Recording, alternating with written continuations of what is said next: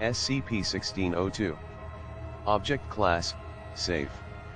Special Containment Procedures, as it only exhibits anomalous qualities when spread out, SCP-1602 must remain folded a minimum of 5 times when not undergoing testing. When SCP-1602 is removed from its container to undergo testing or cleaning, no fewer than 3 personnel are to be in a room with it at any given time. It is currently kept at Storage Site 49 inside a standard containment locker. Researchers seeking to conduct additional tests involving SCP-1602 must have written approval from a Level 3 staff member before removing the item from containment. Instances of SCP-1602-B are to be terminated by security personnel after researchers have made sufficient notes regarding its behavior. All remains are to be preserved and placed in storage. TTT. Description: SCP-1602 is a plastic shower curtain. When spread and placed in a room with a single human subject, SCP-1602 will enter its active state, and an extra-dimensional space containing SCP-1602-A will be generated behind SCP-1602. This phenomenon still occurs even when SCP-1602 is placed against a wall or other solid object. 5 to 30 minutes after activation, a faint light will appear roughly 3 m behind SCP-1602, casting a silhouette of SCP-1602-A on the back of the curtain. SCP-1602-A will remain stationary for a brief period before drawing back SCP-1602 and approaching the subject.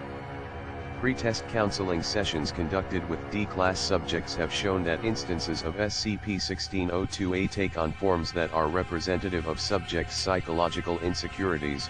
See experiment log. If an additional party enters the room during this process, SCP-1602-A and any physical traces of its existence will instantly vanish and SCP-1602 will re-enter its dormant state. If left unimpeded, SCP-1602-A will restrain the subject and forcibly pull them behind SCP-1602. Instances of SCP-1602-A have consistently proven capable of outrunning, overpowering, and subduing subjects through non-lethal means. Once the subject has been taken behind SCP-1602, SCP-1602-A will return SCP-1602 to its spread position. SCP-1602 will then re-enter its dormant state. In roughly 10% of tests conducted with D-Class personnel, the captured subject re-emerged from behind SCP-1602 unharmed and with no memory of their abduction. In the remaining tests, SCP-1602 spontaneously reactivated 10 to 60 minutes after the subject's disappearance and an instance of SCP-1602-B was generated. SCP-1602-B are identical to the most recent version of SCP-1602-A, however, they will not disappear when viewed by a person other than the subject. SCP-1602-B can be easily terminated with a standard firearm, even when SCP-1602-B possesses no visible means of animation. SCP-1602 was retrieved on 13/08/1988 from a hotel in South Dakota. During the initial containment mission, Foundation field agents discovered an instance of SCP-1602-B inside a hotel room and presumed it to be an independent anomaly. The instance was designated SCP-1602 and the mission was deemed a success. When Foundation intelligence intercepted a second report of a monster at the same hotel, a more thorough examination of the building was initiated. SCP-1602's actual nature was eventually discovered and its documentation was rewritten. Experiment log, Test 1602-5, Subject, D1602-5, a Caucasian male, age 20. During conversations with on-site counselor Dr. Subject confessed that he had coerced his girlfriend into having an abortion. Subject expressed profound feelings of regret surrounding this event. Procedure: SCP-1602 hung on a plastic shower rod suspended from the ceiling in the middle of the test chamber. Subject was instructed to walk around SCP-1602 and view the other side once it entered an active state. Results: SCP-1602 entered an active state after approximately 5 minutes, consistent with activation time in previous tests. The subject noticed a faint light emanating from behind SCP-1602 and walked around to view the other side. Subject reported that upon viewing the other side, SCP-1602 apparently re-entered its dormant state, the light vanished and was no longer visible from either side of SCP-1602. No other anomalous activity reported. Test 1602-6, Subject, D1602-5, same as previous test. Procedure, SCP-1602 hung on a plastic shower rod suspended from the ceiling in the middle of the test chamber. Subject was instructed to stand in place and observe only one side of SCP-1602. Results, SCP-1602 again entered an active state after approximately 5 minutes. 10 minutes and 23 seconds into the test, a small, undefined silhouette appeared at the base of the curtain. An instance of SCP-1602-A, SCP-1602-A6, emerged precisely 3 minutes later, taking the form of a newly born child covered in vernix caseosa and blood. SCP-1602-A6 crawled out from beneath the curtain in the direction of the subject. Upon observing SCP-1602-A6, the subject screamed and stumbled backward, losing balance and collapsing on the floor.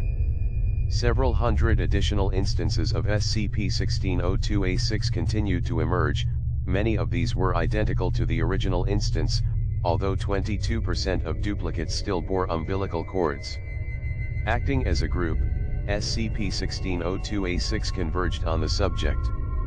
Subject fought back but was overpowered by SCP-1602-A6 and was subsequently dragged behind the curtain, followed by all remaining SCP-1602-A6. A single instance of SCP-1602-B6 emerged after 15 minutes.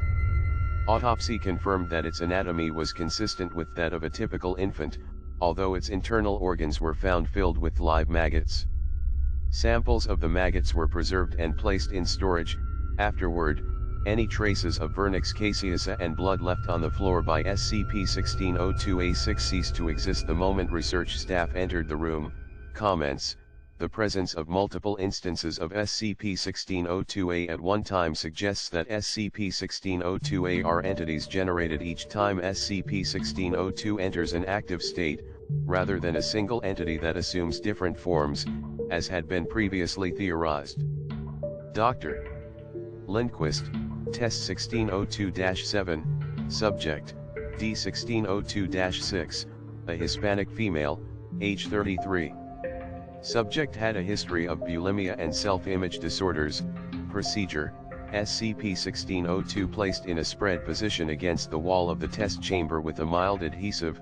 Results, subject exhibited high levels of anxiety and panic upon SCP-1602 entering its active state, repeating the phrase, "I can't do this."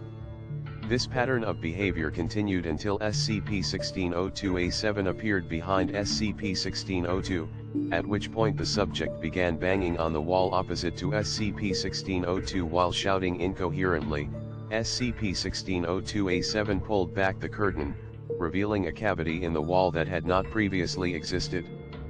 SCP-1602-A7 was identical to the subject in height, skin tone, and hair color, but appeared to possess no muscular tissue whatsoever, with skin stretched directly over its bones and ligaments.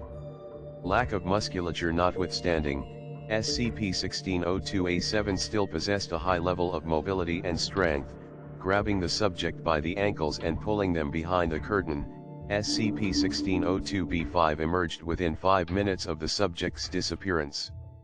It was observed to claw at its own body, jaw fully extended but making no vocalizations. Researchers called for termination after 4 minutes of observation. Autopsy deemed unnecessary as SCP-1602-B5 had peeled back most of its own skin, confirming its lack of muscle tissue. Retrieval of SCP-1602 showed the wall to be in the same condition as it had been prior to the test. Test 1602-8, Subject, D1602-7, a Caucasian male, age 58. Subject had been a high-ranking employee prior to incarceration. Doctor, who provided counseling for the subject in the weeks prior to testing, noted that the subject expressed significant frustration over the fact that his dedication to his work had led to his estrangement with his children and ex-wife. Procedure: SCP-1602 placed on the floor in a spread position. Results: SCP-1602's horizontal orientation did not appear to alter its effects, activating within the standard time frame. SCP-1602-A8 emerged from beneath it, climbing from a perfectly round hole in the floor that had not existed prior to SCP-1602's activation. SCP-1602-A8 took the form of a clown in a loose, polka-dotted suit. While its body resembled that of a natural human, its head was disproportionately large and made from what appeared to be papier-mâché, with areas of the face cut out where its eyes and mouth would typically be located. A reflective substance, later confirmed to be standard confetti, poured continuously from these orifices for the duration of the test. This test marks the first time an instance of SCP-1602-A has made vocalizations, despite its lack of visible means of articulation. SCP-1602-A8 approached the subject very slowly, repeatedly expressing a desire to play and encouraging the subject to loosen up and live a little. Subject attempted to engage SCP-1602-A8 in conversation, making numerous inquiries about its nature, albeit with a significant amount of profanity. 34 minutes after the subject's capture, SCP-1602-B8 was generated and proceeded to stumble around the room in a state of extreme distress. Like SCP-1602-A8, it made numerous vocalizations, though most of its statements were requests to see Dr. Lindquist and questions regarding itself. The following is the subsequent exchange between SCP-1602-B8 and Dr. Lindquist, plus show interview log, hide interview log, begin log. Dr. Lindquist, we'll start by confirming your identity. What is your name? SCP-1602-B8, confetti still pouring from its facial orifices, redacted. Dr. Lindquist, what are the names of your children? SCP-1602-B8, redacted. What's happened to me, Dr. Lindquist? Please remain calm and answer the questions. Do you have any pets? SCP-1602-B8, I have a Great Dane named Dorothy. Please, Doctor, I need help, I'm blind and, Dr. Lindquist, what did you see after you were taken behind the curtain? SCP-1602-B8, I didn't see anything. What's happened to my face? Why am I blind? What did that thing do to me, Dr. Lindquist? That's what we're trying to figure out. We want to help you, but you need to answer our questions. Did the entity say anything to you after, SCP-1602-B8, you let this happen? For the love of God, Doctor, what's it done to me? Why can't I see anything? Why is everything so cold? Why does my head feel? SCP-1602-B8 raises its hands to its face and makes vocalization similar to weeping. Dr. Lindquist, please try to remain calm. I only have a few more questions. SCP-1602-B8, still weeping, nothing's changed. Nothing's changed. End log. Closing statement. SCP-1602-B8 refused to respond to any further questioning and was terminated shortly after the interview. It is unknown if D-1602-8 was physically transmuted into SCP-1602-B8, if the subject's consciousness was transferred, or if SCP-1602-B8 was impersonating the subject. A small amount of the confetti produced by SCP-1602-B8 was placed in storage and the rest was incinerated.